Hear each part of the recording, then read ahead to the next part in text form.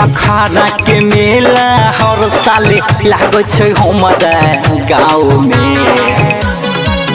महावीर अखाड़ा के मेला हर साल लागो छै हमारा गाँव में। कजली गे झंडा देखे तू हमरा गाँव में। कजली गे झंडा देखे तू हमरा गाँव में।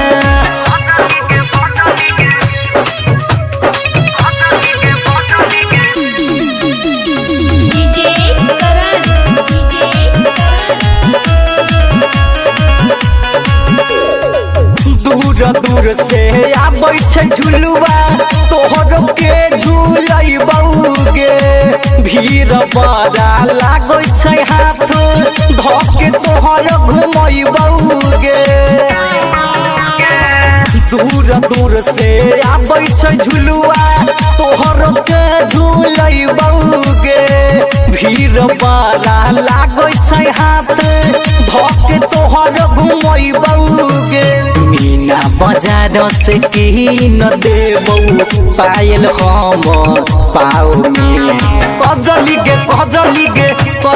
गे झंडा देखे तू हमरा गाँव में। कजली गे झंडा देखे तू हमरा गाँव में।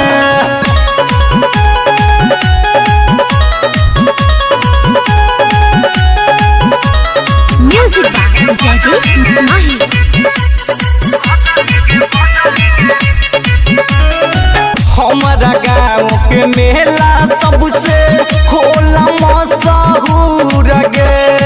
रंग बिरंग के खिलौना सबसे मान रहे छै भरपूर गे। हमारा गाँव के मेला सबसे होला मशहूर गे।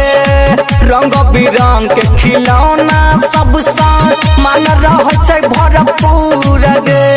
कुंजो बिहारी के गाना बजा के रील बनाइब भाव में। कजली गे झंडा देखे तू हमरा गाँव में। कजली गे झंडा